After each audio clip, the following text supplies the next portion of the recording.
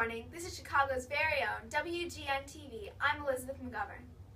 All over our booming city, we see former slaves with guitars singing on our streets, hear Muddy Waters on the radio every hour, and are bombarded with Paramount race record advertisements trying to sell the Chicago blues to us. How many of us have seen this poster, or this one? Our city has been entirely transformed. How did we go from the battle hymn of the Republic to the unique Chicago blues? Why are African Americans the one we see featured on advertisements, billboards, and playing in the concert halls? Recent statistics inform us that the mass movement of former slaves and their homes from the South to the North for opportunity, commonly referred to as the Great Migration, has caused the population of Chicago to double from these people alone. The African American migrants had brought with them their culture, traditions, clothes, food, and, as we see today, their music. Whether or not we wanted it, the slaves that we worked to free are integrating themselves into our population, with or without our help. Before we look into the impacts of blues in Chicago, let's take a listen at one of the most popular blues songs, Black Knight by Charles Brown. Nobody cares about me. Ain't even got a friend. Baby's gonna left me. When will my troubles end? The emotions and tone of this piece are unique to the black culture. They sing songs that they once sang in the field, laboring as slaves. They sing of their oppression, loneliness, and fear, even in freedom. These artists connect with the ones who share their pain. Even we can connect, forgetting our own troubles as we submerge into the sorrow of the song. We may listen and connect, but this music was never intended to be owned by the white people of Chicago. Blues was contained to the south and west areas of Chicago, where African Americans lived in segregation. The music faced difficulties and critiques from the start, particularly from those who were not in support of black integration. In a recent interview with bluesman Tommy Pickinson, he acknowledged, "People would run you out of their place when you started playing the blues because they didn't like it. The blues came out of the cotton fields. All you could do when the weather was dry, all you could do was sit in faraway places in your head. That was the blues." Even so, with support from the overwhelming population to Chicago by the Great Migration, blues gained popularity.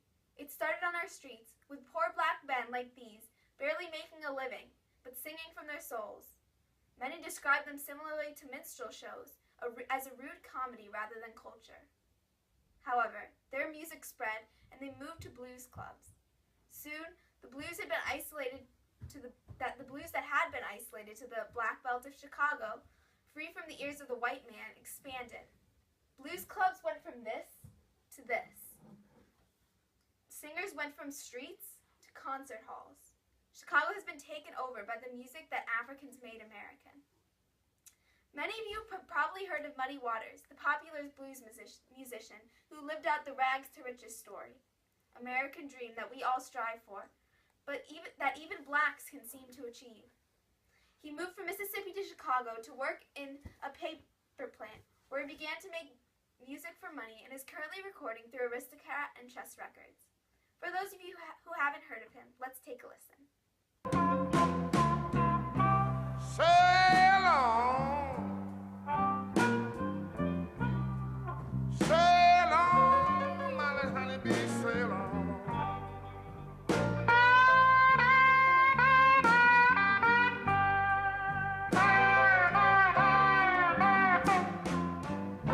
You're gonna keep on sailing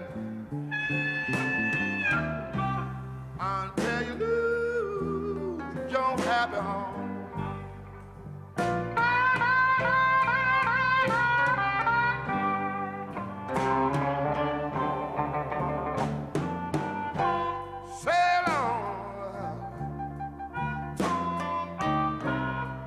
Sail on, my little honeybee, sail on.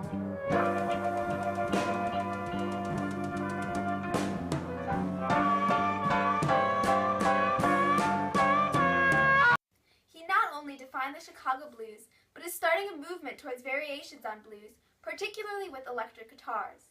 White artists are adapting some of his styles and transforming it into what is popularly called rock and roll. The unification of black and white music has been a topic of debate for many.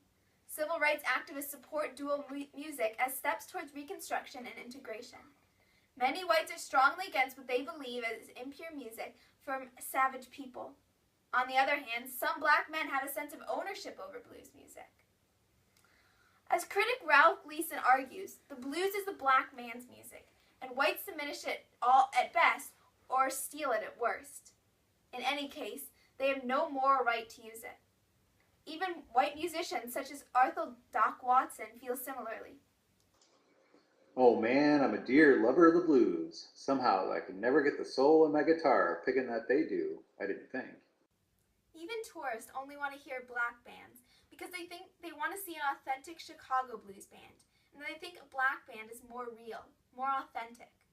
Others may adapt blues music to themselves, but it remains an unmistakable part of African American culture and past. Chicago blues is both distinctly Chicagoan and distinctly black. The Chicago culture has undeniably been changed, whether enhanced or contaminated. Thanks for watching. Have a great morning and enjoy the Chicago blues.